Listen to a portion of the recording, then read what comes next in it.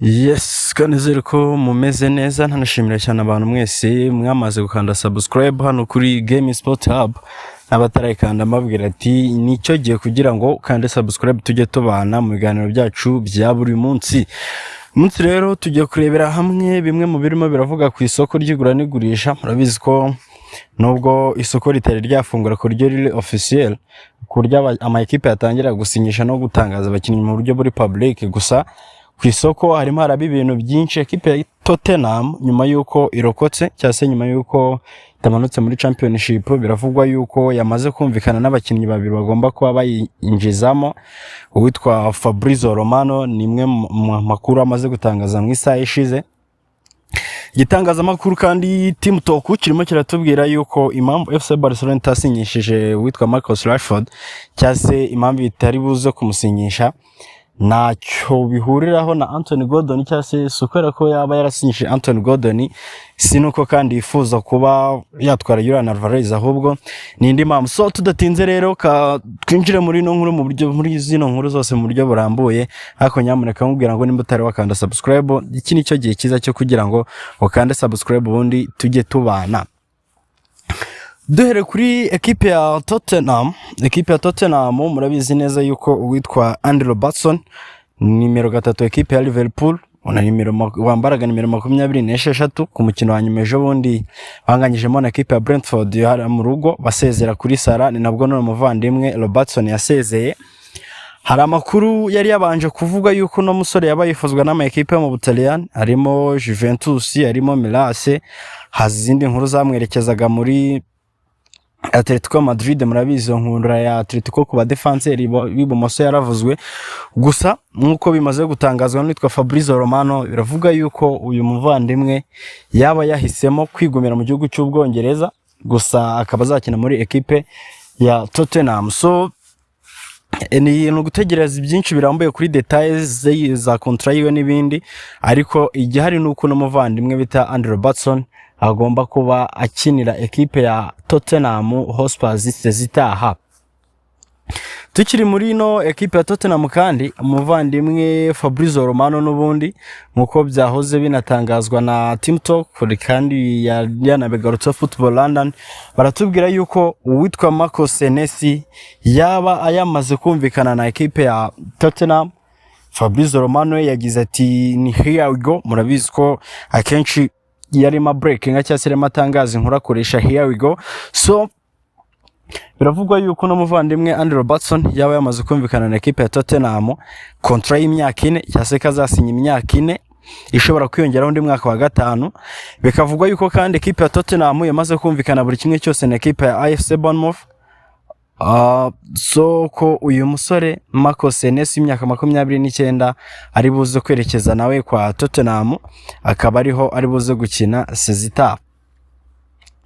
Tukiri mu nkuru zifitaho zihura cyase zenda guhura, biravugwa ko equipe ya Bournemouth yabatangiye gukurikiranira hafi mu defense equipe ya Manchester City Nathaniel Ake, ndetse bakanavuga yuko yaba yifuza ko yamutangagira kuri miliyoni 40 z'amayero kugira ngo ajye gusimbura uno muvandimwe Senesi werekeje muri Tottenham. So no gutegereza tukareba nimba iyo deal ya Nathaniel Ake iribuze kuba, cyane ko n'ubundi benshi mu bakinnyi ba Manchester City babaye muri City ya Pep Guardiola hari amakuru menshi arimo abasoramo. So no gutegereza tukareba, cyane ko n'ubundi yaba Nathaniel Ake ni umukino utarukiri kubona umwanya uhagije kwa Manchester City.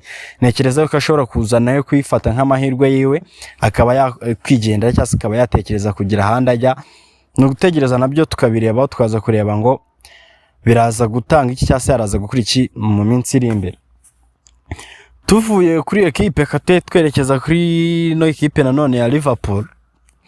Muri Liverpool ibintu ntibimeze neza naho ko uwitwa Ibrahim Konate, murabizi ko mu kwa 4 nibwo hari hasohotse inkuru zivuga yuko Konate na Liverpool baba bumvikanye ku kijyanye n'amasezerano mashyashya cyase benda kumvikana.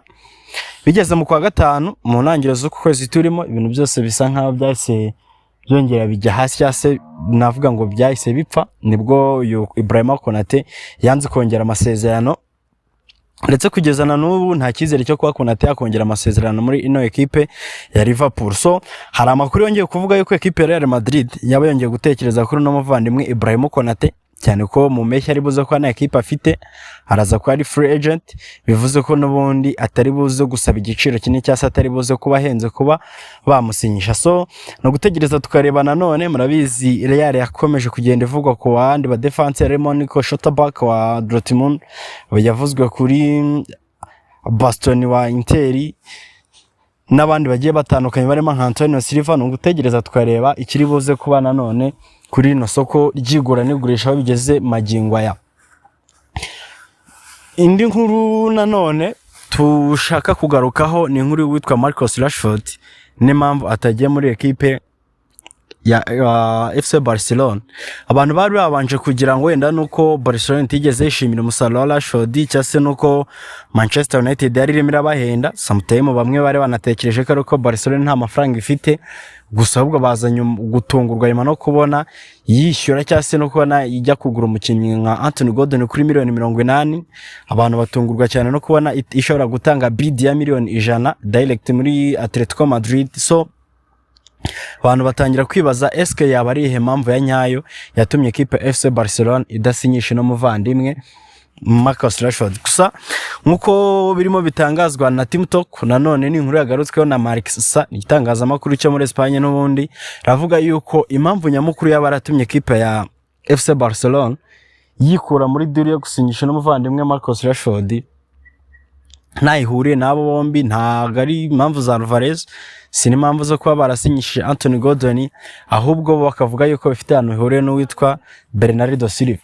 Bernardo Silva nk'umukinnyi wakinaga muri ekipe ya Manchester City, nyine numwe mu bakinnyi bahembwaga amafaranga menshi of course, kandi ni yagiye gukigenda cyase yagiye guhindura ekipe ademanding ahanini kuri ya mishara yiwe. So ekipe ya FC Barcelona nimwe mu ekipe yifuza cyane uno muvandimwe Bernardo Silva, ikaba yifuza kuba yamusinyisha kugira ngo ajye kwikinira muri ino seziri imbere. Murabizi ko Bernardo Silva nagiye kuba free agent, yaravuzwe cyane muri ekipe ya Real Madrid, biza kongera gusa nk'ibigabanuka cyase iyo nkuru irekera kuvugwa cyane. Ariko nanone ekipe ya FC Barcelona nimwe mu ekipe yinjiye muri no cruise, nimwe mu ekipe arimo avugwa cyane kuba yifuza uno musore mu Portugal, ndetse ko hagati ye n'ama agent biwe, ngo ndavuga hagati ya FC Barcelona na Jorge Mendes, niwe mu agent wa Bernardo Silva, bikavugwa yuko ibiganiro byaba birimo birajya imbere, nubwo nanone atari yonyine mushaka imuhangane na Atletico Madrid. Ndetse hakaba hari n'andi makuru arimo avuga yuko ekipe ya Atletico Madrid imwe mu mpamvu itishimiye bid ya FC Barcelona, cyangwa imwe mu mpamvu irimo igerageza guca intege Barcelona kugira ngo itaza kubona n'umuvandimwe wayo Julian Alvarez, ari ukubera yuko ekipe ya Atletico Madrid ifite cyase nimba turi bubyita ubwoba bw'uko uwitwa Bernardo Silva ari buze kubatera umugongo akaba yajoininga Barcelona.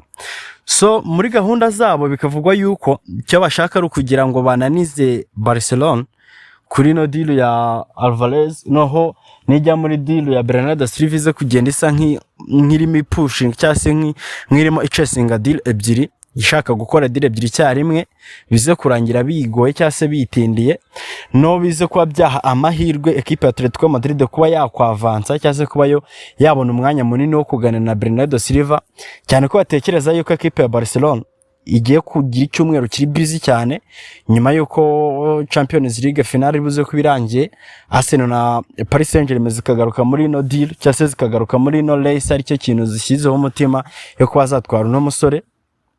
Bagatekereza rero ko ekipe ya FC Barcelona iri buze kwitishyira imbaraga nyinshi cyane mu kuba yatwara Alvarez, cyase mu kuba yabanza gukemura ibya Alvarez, igasa nk'irengagiza ibya Bernardo Silva, bishobora kuza kurangira Bernardo Silva agiye muri Atletico Madrid. Gusa nanone uko kuba Barcelona irimo ishaka Bernardo Silva n'ubundi byo twari duhereyeho, nibyo byatumye cyase nibyo byatumye yirengagiza cyase ihita igenza make muri deal yo gusinyisha witwa Marcus Rashford, kubera yuko umushahara wa Rashford uri hejuru of course kuruta ibyo Anthony Gordon yakusaba. Urabizi yuko igihe cyose baba babonye Bernardo Silva of course araza kwaka amafaranga menshi, kuko aho yarari yafataga menshi. Kujya muri Atletico Madrid nayo nimwe mu ekipe nubwo itatanga amafaranga y'umurengera, ariko ku mukinnyi ufite izina cyase ku mukinnyi ufite ibindi bintu yakoze naho yabikoze imuha amafaranga for sure.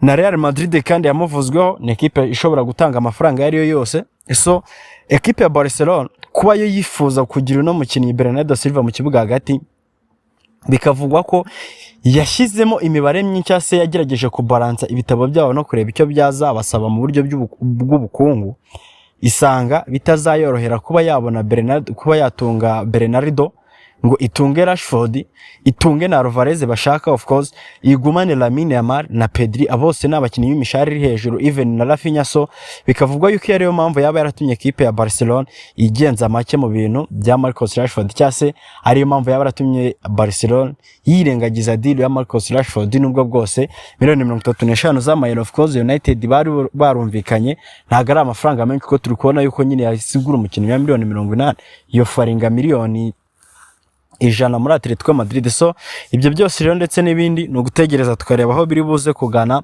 Ariko nanone mbere ko dusoza ino video kambanze nkubwire ko equipe ya Arsenal biravugwa yuko yaba noneho yiteguye kuba yarekora uwitwa Ethan Nwaneri akaba yasohoka muri no equipe, cyane yuko murabizi hari amakuru amaze iminsi avuga yuko equipe ya Arsenal dusubiye inyuma mu kwa mbere muri no mwaka uri mutangira havugwaga amakuru yuko witwa Miles Skelly ari ushobora kuza gusohoka muri no equipe. Binavuga yuko yashoboraga kwerekeza muri Manchester United, yanifuzaga ngo kumutangagera kuri miliyoni 60. Ibyo byose ni byagiye bivugwa, ariko nanone kugera mu kwezi kwa kane ku mukino ubanza wa Atletico Madrid witwa Skelly mu kibuga simbuye akina mu kibuga hagati, match ya Fulham abanzamo mu kibuga hagati, biza kurangira bisa nkaho akonvense umutoza wa Mikel Arteta amuha umwanya mu kibuga hagati.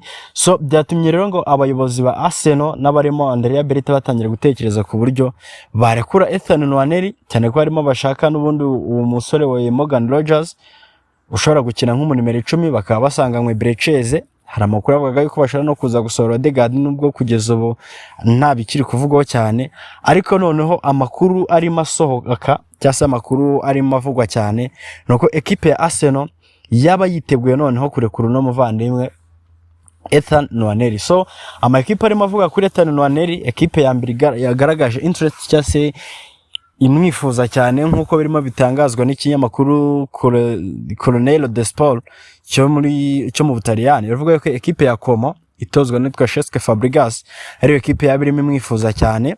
Murabizi mu minsi yatambutswe byaravuze kwitwa Jack Wilshere umutoza wa Ipswich wa Luton Town yaba yarifuzaga gutwara no musore nawe kugira ngo ajye kumukinisha nk'inizanya, ariko byose no gutegereza tukareba icyo Arsenal iri buze gukora mu minsi iri imbere. So kamubwire ngo nimba utari wakanda subscribe kugira ngo tujye tubana buri munsi, wibuke ko liking no video then igitekerezo cya muri comment. Ciao ciao.